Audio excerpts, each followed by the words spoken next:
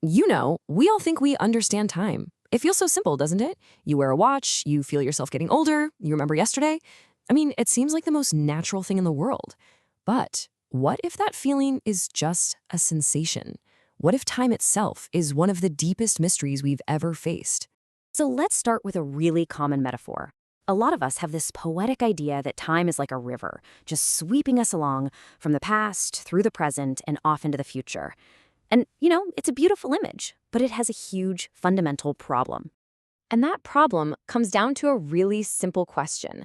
A question that honestly stops the whole metaphor dead in its tracks. If time flows, well, what's its speed? The only answer we can really come up with is 1 second per second, which, if you think about it for a moment, is completely meaningless. It's like saying a ruler is 1 ruler long. It tells us absolutely nothing. And just like that, the beautiful idea of a flowing river completely collapses. So if that river metaphor totally fails, where does that powerful feeling of flow actually come from? Well, to figure that out, we have to look away from the cosmos for a second and turn inward to your brain's own private clock. What's so crucial to understand here is that the feeling you have of time passing, it isn't a measurement of some external reality. It's actually a messy, subjective, and surprisingly chaotic process that's happening inside your brain. It's much more of a biological trick than a reliable instrument. Think about this for a second. If I asked you to count to 60 in your head right now, how would you actually do it? Some people would use an inner voice literally sub-vocalizing the numbers, 1, 2, 3. But other people would see a visual tape of numbers, kind of clicking by in their mind's eye. Now, these are 2 completely different mental machines trying to do the exact same job. So what this tells us is that your personal experience of time is a mental construct. It's a kind of pattern matching game that your brain plays. And because of that, it's not some universal constant that everyone taps into equally. It's more like a personal hallucination. Okay, so if our brains are such unreliable narrators, how does physics deal with time? Well, it sets aside all our feelings and treats it much more mechanically, kind of like the universe's bookkeeping system. You see, physics takes a very practical approach here. It completely sidesteps the deep philosophical debates by being operational. It doesn't ask about the essence of time.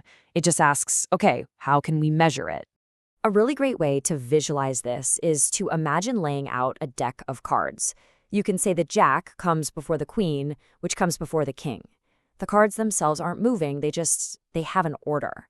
Physics views time in much the same way. It's just a system for labeling the sequence of events. And here's a really critical distinction. We often say things like, time causes things to happen. Time makes you older, or time spoils the milk. But that's just a linguistic trap. Chemical reactions do that. Entropy does that. Time is just the ruler we use to measure the rate of that change. It's the ruler, not the work. But wait, if time is just a ruler, why does it seem to have a direction? Why can we remember the past, but not the future? This is known as the arrow of time, and it's a fascinating puzzle. The answer, it turns out, lies in a concept from physics called entropy. It's essentially just a measure of disorder. Think about it. It's far, far easier for an ordered thing, like an egg, to become a disordered thing, like a broken mess, than the other way around. The universe just naturally gets messier over time. So here's where it gets really interesting.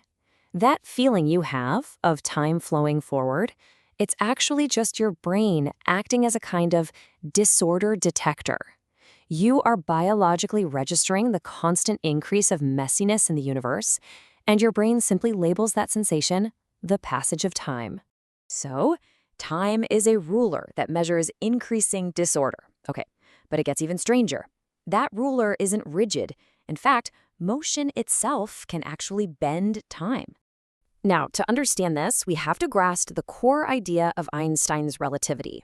So imagine that you are always moving through a combined fabric of reality called space-time, and your speed through it is always constant. So when you're sitting perfectly still, 100% of your motion is dedicated to traveling through the time dimension. But the moment you start walking, you divert some of that motion into the dimensions of space. And the incredible result of that? You mathematically must move slower through time. Your own personal clock literally ticks at a slower rate.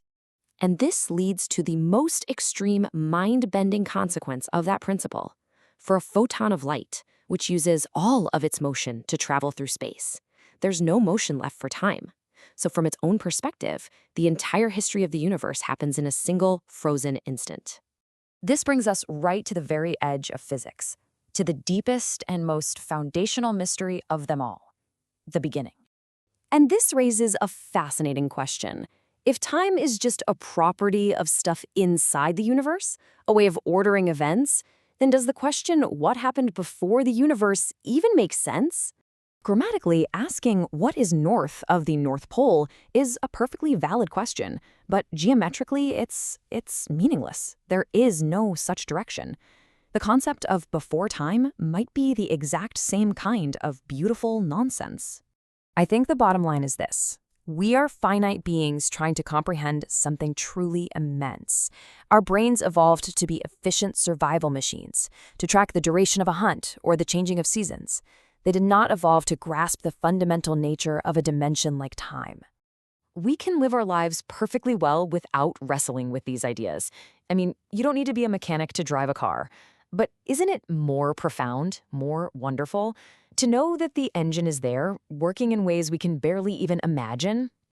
If you enjoy these kinds of thoughtful explorations that challenge how we see the world, please consider liking this explainer and subscribing to Mind Capes by Faizu for more.